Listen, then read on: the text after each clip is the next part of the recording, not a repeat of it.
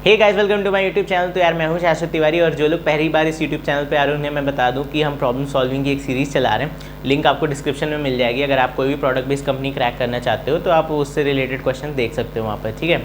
तो आज की वीडियो में हम बात करने वाले हैं कॉमन एलिमेंट्स की। तो यार ये गीक्स फॉर वीक्स की एक प्रॉब्लम है एंड काफ़ी बार आपको ऑनलाइन टेस्ट में मिल सकती है। तो शुरू करते हैं बिना कोई टाइम वेस्ट किए।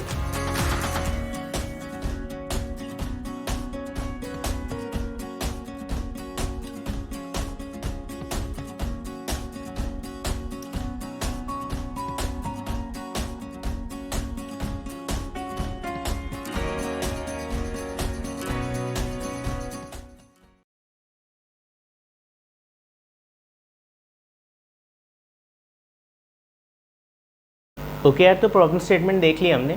अब देखते हैं क्वेश्चन हमसे कहना क्या चाह रहा है। सो बेसिकली हमें 3 एरेज दिए होंगे क्वेश्चन में, ठीक है। एंड हमें इनमें से कॉमन एलिमेंट्स फाइंड आउट करने हैं, ठीक। तो इस एरे की जो खासियत है वो ये है कि इसमें सारे एलिमेंट्स सॉर्टेड हैं, ठीक है। सॉर्टेड मतलब यहाँ पर इंक्रीजिंग ऑर्डर में लिखे हुए हैं, आप देख सकते हो 1 5 10 6 7 20 3 4 15 सारे इंक्रीजिंग ऑर्डर में। तो हमें इसमें से कॉमन एलिमेंट्स फाइंड आउट करना है। तो यार इसमें अब ट्रिक क्या लग सकती है। एंड ट्रिक देखने से पहले क्वेश्चन में एक और चीज़ दी हुई है कि आपको डुप्लीकेसी अवॉइड करनी है एंड अगर हो सके तो डेटा स्ट्रक्चर नहीं यूज़ करना है। तो यार अगर आपको डुप्लीकेसी कभी भी अवॉइड करनी हो, आप डेटा स्ट्रक्चर आपने पढ़ा होगा तो सेट की ये प्रॉपर्टी होती है कि वो यूनिकनेस करता है। बट इसमें हमें सेट्स नहीं लगाने। एक्चुअली हमें इसी में जो हम लॉजिक बनाएंगे हमें ऐसा बनाना है कि हम डुप्लीकेट एलिमेंट हमेशा अवॉइड कर दें ताकि वो कंडीशन आए ही ना कि हमें सेट वगैरह यूज़ करना पड़े, ठीक है।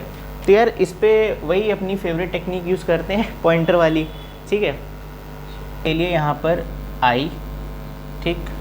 यहाँ पे मैंने ले लिया j एंड यहाँ पर मैंने ले लिया k, ठीक है। तो मैंने बेसिकली यहाँ पे क्या किया कि हर एरे की स्टार्टिंग में एक एक पॉइंटर लगा दिया है।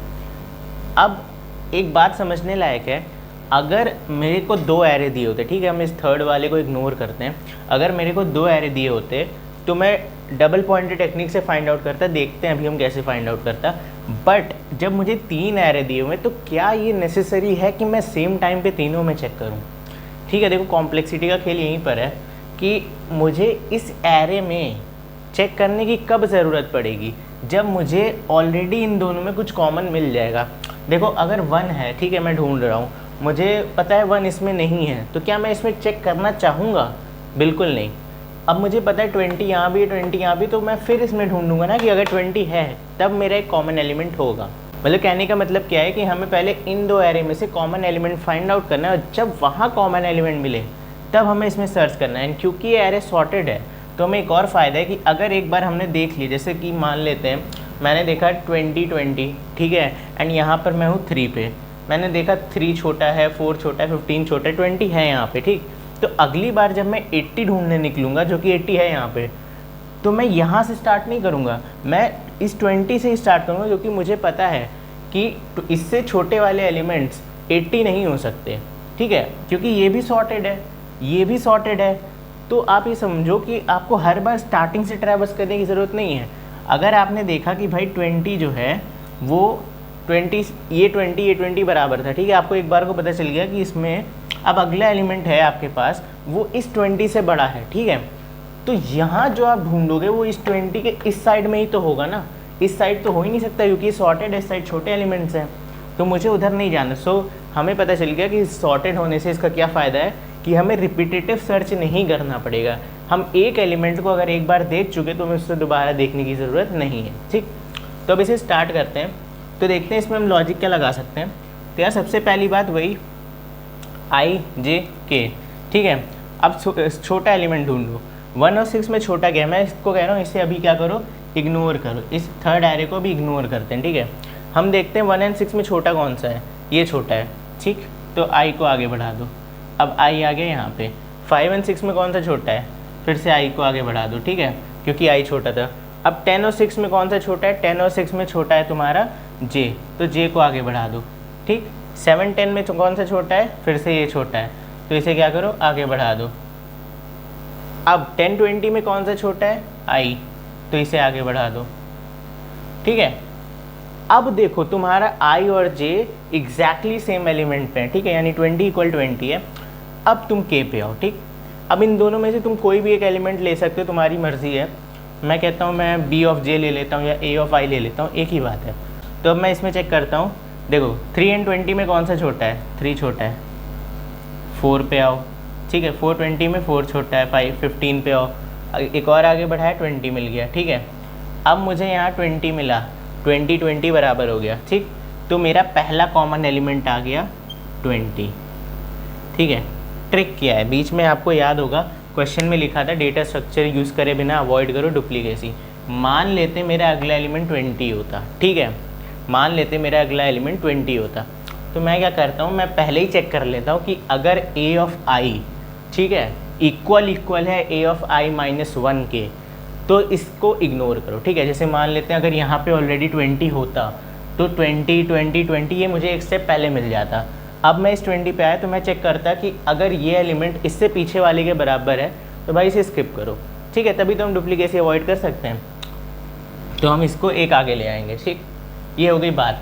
अब बात करते हैं, अब आप सोच रहे होंगे कि ये जे भी तो यहीं पे रुका हुआ है, ठीक है, तो वहाँ पे डुप्लीकेसी नहीं आ सकती, तो कैसे आएगी? अगर आपने आई को ही आगे बढ़ा दिया, ठीक है, आपकी प्राइमरी कंडीशन क्या है, आप आई और जे को पहले मैप करके देख रहे हो, ठीक है। अगर आपने आई में ही डुप्लीकेसी नहीं रखी तो आप जे पे कैसे मैचिंग डुप्लीकेसी ला सकते हो, ठीक है। तो वो चीज़ यहाँ पे कंप्लीट हो जाएगी। तो हम हर बार चेक कर लेंगे कि अगर ये पिछले वाले एलिमेंट के बराबर है तो उसे स्किप करो। तो अगेन अब यहाँ पे क्या करना है, देखो ध्यान देना, मेरा के अभी यहाँ पे है, ठीक है, आई यहाँ जे यहाँ। अब मैं क्या करूँगा, जे को भी आगे बढ़ा दूँगा, आई को भी आगे बढ़ा दूँगा, ठीक है। अब मैंने आई को आगे बढ़ाया, जे को आगे बढ़ाया, के को आगे नहीं बढ़ाया हुआ है, ठीक। अगेन हम सेम काम करते हैं। अब मुझे फिर से भूल जाना है कि मेरे पास एरे सी है। अब मैं क्या करता हूँ, मैं देखता हूँ 40 80 में कौन सा छोटा है, 40 छोटा है, आगे बढ़ाओ, ठीक है। 80 80 इक्वल हुआ, वापस से के पे आओ। अब कहो भाई बी ऑफ जे या ए ऑफ आई, कोई भी एक, तुम्हारी मर्ज़ी। अब इन दोनों में से मैं इसको ले रहा हूँ इसे, ठीक है। तो 20 80 से छोटा है, कोई नहीं, आगे बढ़ाओ। अगेन 30 80 से छोटा है, आगे बढ़ाओ। अगेन 70 80 से छोटा है, आगे बढ़ाओ। यहाँ पर जब आपका आ जाएगा, यहाँ पर जब आ जाएगा आपका के, ठीक है, तो यहाँ पे आप देख सकते हो अब आई जे के फिर से क्या हो गया, बराबर हो गया। तो आप क्या करो, 80 को पुश मार दो। ये आप कहाँ पे डाल रहे हो, ये आप डाल रहे हो एक लिस्ट में, ठीक है। क्वेश्चन में आपको दिया हुआ है, अभी हम लोग कोड करेंगे तो देखेंगे कि लिस्ट कैसे बनाते हैं। अब देखते हैं फिर से, दोबारा से इसको आ जाओ, आई को आगे बढ़ाते हैं, आई आ गया बाहर, ठीक है। अब ध्यान देना यार, तुम्हारा एक एरे ख़त्म हो गया, तो जब भी 3 में से कोई भी एक एरे ख़त्म होता है, ठीक है, यानी तुम उसकी लेंथ क्रॉस कर जाओ, इसका साफ साफ मतलब क्या है कि अब इसमें एलिमेंट है ही नहीं। जब अब तुम्हारे पास एक एरे ख़त्म हो गया तो तुम्हें कॉमन एलिमेंट्स कैसे मिल सकते, मिलेंगे ही नहीं। अब इन दोनों में मर्जी जितने कॉमन एलिमेंट्स हो, मान लेते हैं यहाँ पे 100 होता, ठीक है, यहाँ पे 100 होता, तो ये कॉमन एलिमेंट हो रहा है, लेकिन क्या 100 यहाँ पे नहीं। कहने का मतलब क्या है कि आई जे और के में से जो भी एलिमेंट क्रॉस कर जाएगा अपने एरे की लेंथ, तो हम क्या कहेंगे, लूप एग्जिट करके आंसर रिटर्न कर देंगे, ठीक है। तो हमने डुप्लीकेसी कैसे चेक की, हमने चेक किया कि भाई अगर पीछे वाला एलिमेंट सेम है तो उसे स्किप मारते जाओ, अगर नहीं है तो काउंट करते हैं, ठीक है। और हमने इसमें 2 पॉइंटर अप्रोच पहले लगाई इन दो एरेज में, फिर जो कॉमन एलिमेंट आया उसके और इसके बीच में लगाई। ध्यान रखना, इससे पहले 2 पॉइंटर अप्रोच क्या कर रही थी, जो छोटा हो रहा था उसे आगे बढ़ा रही थी, बट यहाँ पे हमने क्या करना है, हमें चेक करना है कि जब तक छोटा है तब तक आगे बढ़ाओ, ठीक है। अब ध्यान देते हैं, जैसे यहाँ पे मान लेते मैंने 80 80 बोला था, इधर 80 ना हो करके 90 आता, ठीक है, सपोज़ करते हैं 90 आता, तो मैंने देख लिया था कि 70 80 से छोटा है, जे को आगे बढ़ाओ, ठीक है, सॉरी के को आगे बढ़ाओ। अब 90 80 से बढ़ा है तो आप ये नहीं कर सकते कि आप जे को आगे बढ़ाओ, या अगर आप आई से मैच करो तो आई को आगे बढ़ाओ, नहीं। जब भी हमने देखा कि 90 बड़ा हो गया, यानी हमें ऐसा एलिमेंट मिला जो बड़ा हो गया इस चीज़ से, तो हम इस लूप को एग्जिट कर जाएंगे। ध्यान रखना, loop inside loop technique use कर रहे हैं हम, ठीक है। तो आई होप समझ में आ गया होगा, एंड हम कोड कर लेते हैं, ठीक है।